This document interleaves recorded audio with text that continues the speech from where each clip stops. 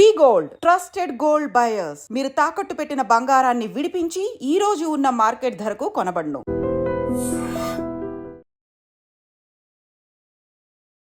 నమస్తే, welcome to I dream inside politics with కవిత.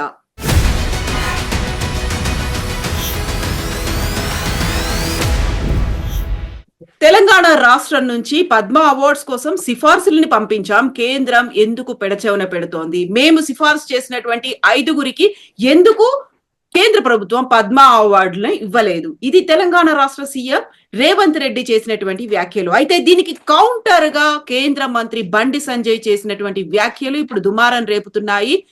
గద్దర్ కి బరాబర్ పద్మశ్రీ ఇవ్వము అనే మాట. మనతో పాటుగా ఉన్నారు కాంగ్రెస్ సీనియర్ లీడర్ అద్దంకి దయాకర్ గారు. దయాకర్ గారు నమస్కారం అండి. నమస్తే. సో గద్దర్ కి మేము బరాబర్ ఇవ్వము, బోల్డ్ అంత మందిని చంపేశాడు, అందులో మా బీజేపీ లీడర్లు కూడా ఉన్నారు, అలాంటి పర్సన్ కి మేము ఎలా ఇస్తాము అని బండి సంజయ్ అంటున్నారు. ఇవ్వకు, ఎవరి ఏమన్నారు? నిన్ను మేము అడగడం వరకే చేసేది మేము ఇస్తాం రేపు మా ప్రభుత్వం అధికారంలోకి వచ్చిన తర్వాత.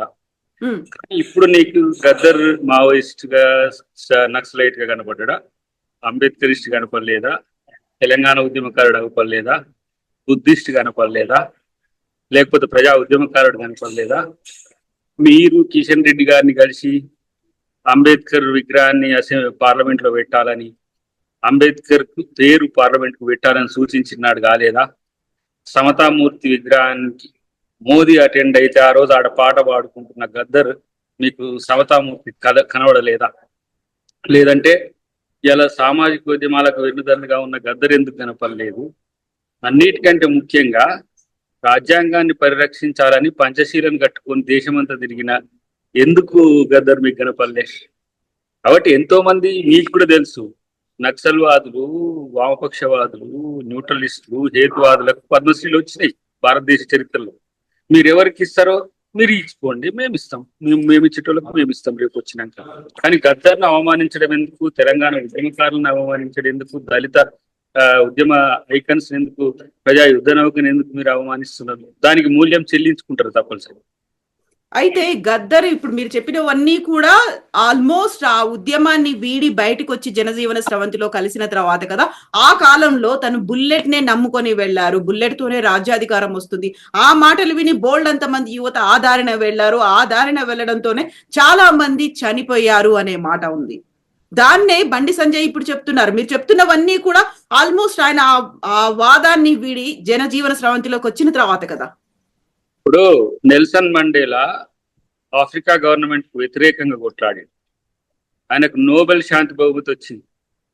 అంటే పూర్వాంకం తీసుకుంటే ఎవరినైనా సరే ఆ జీవితాన్ని మీరు ప్రస్తావనకు తేవాలనుకుంటే మరి మీ అనుబంధ సంఘాలు కూడా ఎంతో మందిని చంపినాయి, ఎంతో మందికి నిరాశ్రయులను చేసినాయి, ఎంతో మంది మీద దాడులు చేసినాయి. మరి వాళ్ళకి ఎట్లా ఇచ్చింది? సంఘ పరివారకు సంబంధించిన వాళ్ళు ఎంతో మందికి వచ్చినాయి కదా. ఇప్పుడు 6 ఏళ్ల పాపను రేప్ చేసి చంపినోనికి మీ పార్టీ నాయకులు పూలదండలు వేసుకొని తీసుకొస్తున్నారు. అదేం సంస్కృతి? అంటే అట్లాంటి వాళ్ళకి గౌరవాలు దొరుకుతాయా? గద్దర్ లాంటి వాళ్ళకి దక్కవా? కాబట్టి బీజేపీ ఆలోచన, లేదంటే బీజేపీ ప్రభుత్వం ఆలోచన, లేకపోతే బండి సంజయ్ సొంత ఆలోచన, లేదంటే ఇంకా చెప్పాలంటే వాళ్ళ హోంశాఖ యొక్క ఆలోచన, మీరు తేల్చుకోండి. కానీ ఇవాళ తెలంగాణలో ఉన్న ఒక ఐకానిక్ స్టార్, మేము తెలంగాణ ప్రభుత్వం ఆయన యొక్క జయంతిని చేస్తుంది, తెలంగాణ ప్రభుత్వం ఆయనకు ఒక సాంస్కృతిక ఒక మండలిని కడుతుంది, ఆయన జీవితాన్ని భవిష్యత్ తరాలకు మోడల్ గా చూపిస్తున్నారు. మీరేమంటున్నారు? నక్సలైట్ అంటున్నారు. బౌద్ధ సాంప్రదాయాల ప్రకారమే కదా ఆయన జీవితం ఖననమైంది. మావోయిస్ట్ ఎవరైనా, లేకపోతే జనశక్తి అయినా, ఇంకెవరైనా కమ్యూనిస్టులు బౌద్ధ సాంప్రదాయాల ప్రకారం ఖననం జరుగుతుందా? మరి మీకు అప్పుడు కన్లేట్ పోయినాయి. మొన్ననే కదా 1 ఇయర్ జరిగిందని కూడా మర్చిపోయిందా? కాబట్టి వాళ్ళ ఉద్దేశం క్లియర్. వాళ్ళు దళిత బహుజనుల పట్ల వాళ్ళకు ఉండే అవగాహన అది. దళిత బహుజనుల కొరకు ఎన్నో పోరాటాలు చేసింది, ఎన్నో కుల సంఘాలకు మద్దతునిచ్చింది, ప్రజా సంఘాలకు మద్దతునిచ్చింది. తెలంగాణ కొరకు 6 బుల్లెట్లు తీసుకున్నాడు, చచ్చి బతికినోడు. అటు ఒకప్పుడు ఒక సందర్భంలో మావోయిస్టులు సైతం ఆయనను బహిష్కరించడనే నెపం కూడా ఎన్నుకున్నాడు, ఎన్నో అవమానాలు ఎదుర్కొన్నాడు. ఇలా ఒక సాంఘిక సంస్కర్తగా తెలంగాణ ప్రజల దృష్టిలో, తెలుగు ప్రజల దృష్టిలో ఉంటే మీకు ది గ్రేట్ బలడీర్, మీకు నక్సల్ కనపడరు. ఇది కాబట్టి వాళ్ళ చైతన్యం, వాళ్ళకి ఆ సంగతి ఏంటనేది భవిష్యత్తులో ఈ దళిత బహుజనుల నుంచి వచ్చే వ్యతిరేకత తెలుస్తుంది బండి సంజయ్ గారికి. భారీ మూల్యం చెల్లించక తప్పదు అంటే ఎట్లా, రాజకీయంగానా, సామాజికంగానా? డెఫినెట్లీ. ఎందుకు తెలంగాణ ఉద్యమకారులు వాళ్ళకు మద్దతునియాలి? ఎందుకు దళిత ఉద్యమకారులు వాళ్ళకి మద్దతునియాలి? ఎందుకు సామాజిక ఉద్యమకారులు మద్దతు ఇవ్వాలి? ఎందుకు బుద్ధ లేకపోతే రాజ్యాంగ పరిరక్షణ కోసం పోరాడే సంస్థలు వాళ్ళకి మద్దతు ఇవ్వాలి? ఇవన్నీ కూడా ఆలోచించుకోకుంటే మాట్లాడలే వాళ్ళు. కాంట్రాని క్రియేట్ చేయడానికి చేసిన ఒక కుట్ర. డెఫినెట్ గా అది అమిత్ షా నుంచి వచ్చిన డెరివేషన్ అని నేను అనుకుంటున్నా. వాళ్ళ విధానం అదని చెప్పింది కాబట్టి మేము ఇచ్చుకుంటాం లేని ఆయన, నువ్వేమి మీదేమున్నది, ఇంకో 3-4 ఏళ్లలో మీ ప్రభుత్వం కూలబోతున్నది, మీరు భూస్థాపితం కాబోతున్నారు. అప్పుడు మేము వచ్చినాక మేము పద్మశ్రీలు కాదు, పద్మవిభూషణ్లు ఇచ్చుకుంటాం, పద్మభూషణ్లు ఇచ్చుకుంటాం. కానీ మీరు గద్దర్ జయంతికి రండి, మీరు కూడా రండి. ఎందుకంటే గద్దర్ జయంతి అనేది అందరు జరుపుకుంటున్నారు, కమ్యూనిస్టులు కూడా. ఇప్పుడు కిషన్ రెడ్డి గారికి ఎంత దగ్గర మనకు తెలియదా? కిషన్ రెడ్డి గారికి, బండి సంజయ్ గారికి ఎంత దగ్గర గద్దర్ గారు మాకు తెలుసు. కాబట్టి ఇవన్నీ కూడా అక్కడ ఉండి వాళ్ళు ఆడిచ్చే ఆటలకు అందరు కూడా వీళ్ళు డూడు బసవన లేక ముదపప్పులు లెక్క ఆడుతున్నారు ఇద్దరు కేంద్ర మంత్రులు. మరి మీకే ఇంత స్థాయి, ఇంత హోదా ఉంటే ఆంధ్రప్రదేశ్ ఇలా విడిపోయినాక వాళ్ళు చంద్రబాబు గారు, పవన్ కళ్యాణ్ గారు, అటు అక్కడ ఉన్న బీజేపీ నాయకులు 2 లక్షల కోట్ల రూపాయల ఏంటిది ప్యాకేజ్ తెచ్చుకున్నారు. సరే, స్టేటస్ అంటే ఇవ్వలేకపోయింది వాళ్ళకి. మరి మీరు ఈడ ఉన్నారు పప్పుల్లాగా ఇద్దరు, ఒక 2 లక్షల, ఆయన 1 లక్ష కోట్లు, నువ్వు 1 లక్ష కోట్లు తెలంగాణ అభివృద్ధికి తీరాదు. తెలంగాణ ప్రభుత్వం అర్హుల జాబితా ఇవ్వలే, తెలంగాణ ప్రభుత్వం గద్దర్ లాంటి వాళ్ళు తెచ్చింది. గద్దర్ని ప్రస్తావన తెస్తున్నారు కదా. తెలంగాణ జాతీయ గీతం రాసిన అంత్యశ్రీకి ఎందుకు ఇవ్వలేకపోయింది? చుక్కా రామయ్య గారికి ఎందుకు ఇవ్వలేకపోయింది? ఇలాంటి మంచి వ్యక్తులకు మీరు అవార్డులు ఇవ్వడానికి మీకు చేత కాలేదు. కానీ గద్దర్ మీద ఈరోజు ఏ రకంగా మీరు కుట్రలు చేస్తుండ్రో, గద్దర్ను టార్గెట్ చేయడం వెనుక బీజేపీ భావజాలం ఏంటో కూడా అందరికి తెలుసు. కాబట్టి ఇలా బుద్ధిస్టులైనా లేకపోతే మైనారిటీలైనా ఆయనను గౌరవిస్తున్న, అభిమానిస్తున్న ఉద్దేశంతో.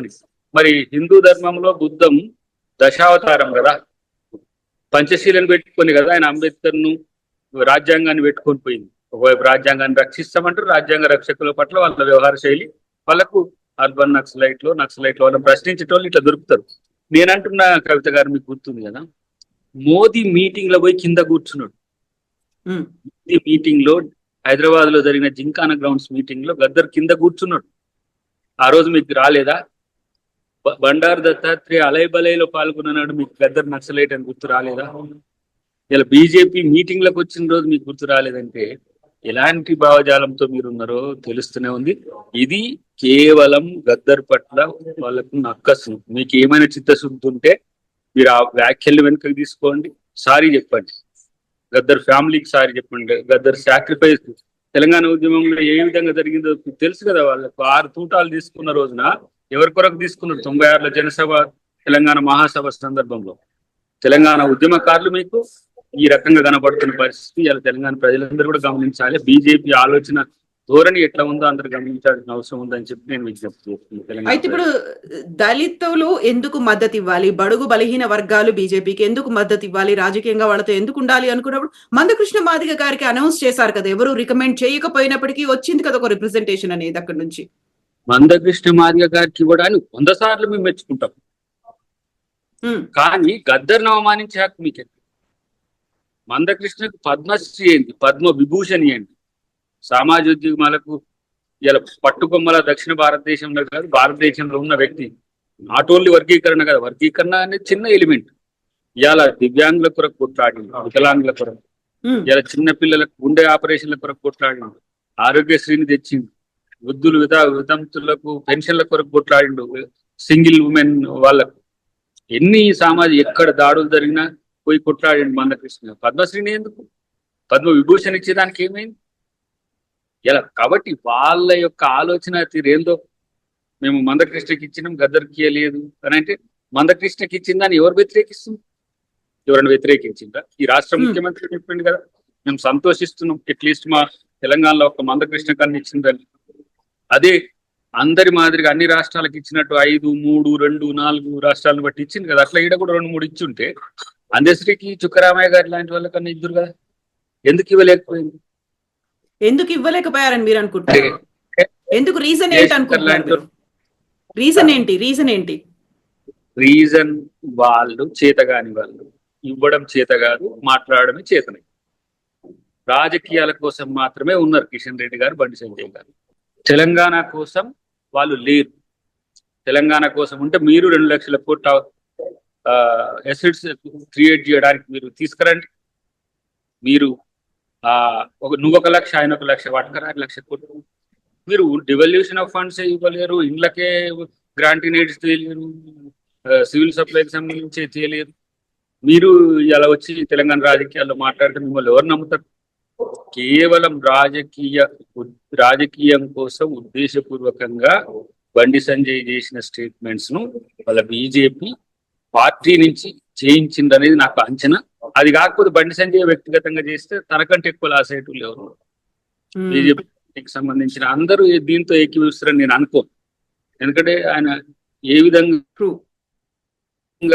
విధంగా అందరితో ఉన్నాడో, ఏ విధంగా అన్ని పార్టీలతో కలిసి ఉన్నాడో తన చివరి 10 సంవత్సరాలు మీరు గమనిస్తే తెలుస్తుంది. మీరు కూడా మీడియా కవరేజ్ చేసిండ్రు కదా ఎట్లా ఉన్నది గద్దర్ అంటే.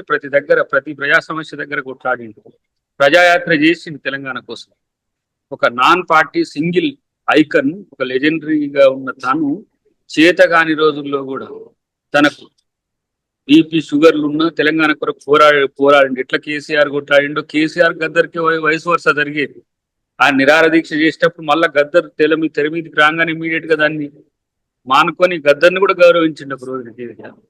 అట్లాంటిది మీరు తెలంగాణ ఉద్యమంలో లేరు. సరే కిషన్ రెడ్డి గారు అంటే ఉండొచ్చు, మనోడు లేడు కదా.